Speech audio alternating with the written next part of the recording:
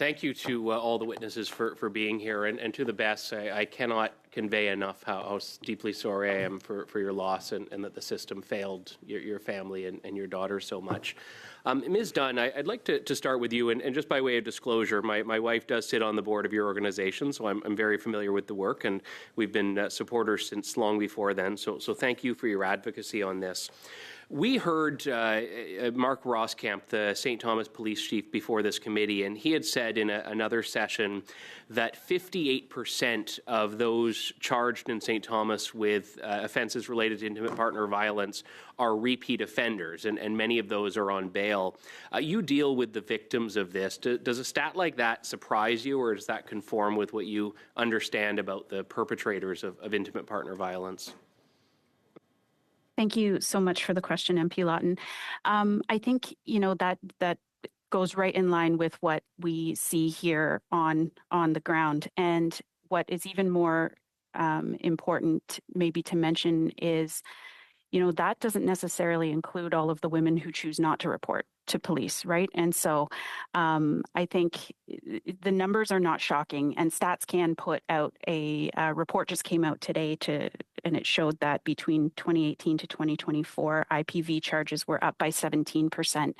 And that statistic is not shocking either, because we are busier than ever. In the past year, we've had over 10,000 service interactions at our tiny little organization here in London, Ontario. So there is a bill before this House of Commons, a Conservative bill that would treat the murder of a current or former intimate partner as first-degree murder, regardless of whether it was planned or deliberate. It would also create a new specific criminal code offences for assault of an intimate partner and criminal harassment of an intimate partner. Would these measures be ones that you would encourage the House to pass?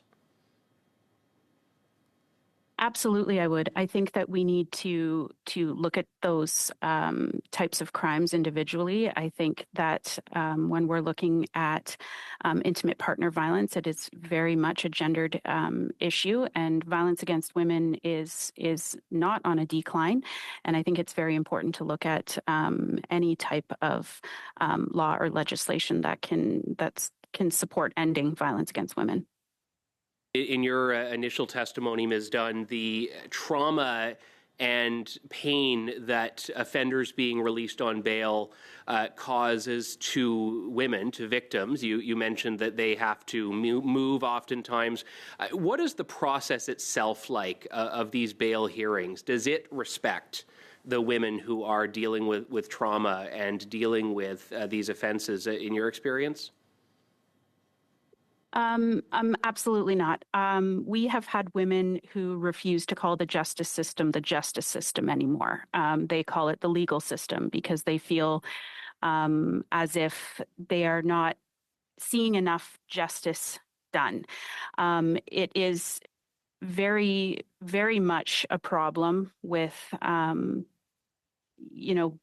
bail happening and women not being informed, or it being difficult for them to find out what's happening next.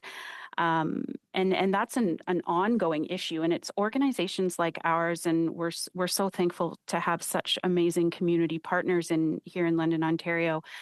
And we can work together to support women who are being or who have been subjected to this type of violence and who are involved in the criminal justice system at no fault of their own. Navigate through that and figure out what is happening next, because sometimes it's like I said, very difficult to get information. Thank you. Moving to you, Mr. Morton, we have heard from this testimony before a concern that there is this wide gap between legal theory and experiences on the ground, the realities that your members and your colleagues have to contend with. And I note some of the Liberal witnesses have come from academic backgrounds where they have never even spoken to, as part of their research, victims. They are solely focused on the rights of the accused. What is the danger of that way of approaching criminal law? The danger in regards to that is we are putting the offenders' rights above families and victims of these serious and violent crimes that are happening. And it's not taking a fulsome approach in regards to reviewing what needs to be changed or what should be considered to be changed moving forward.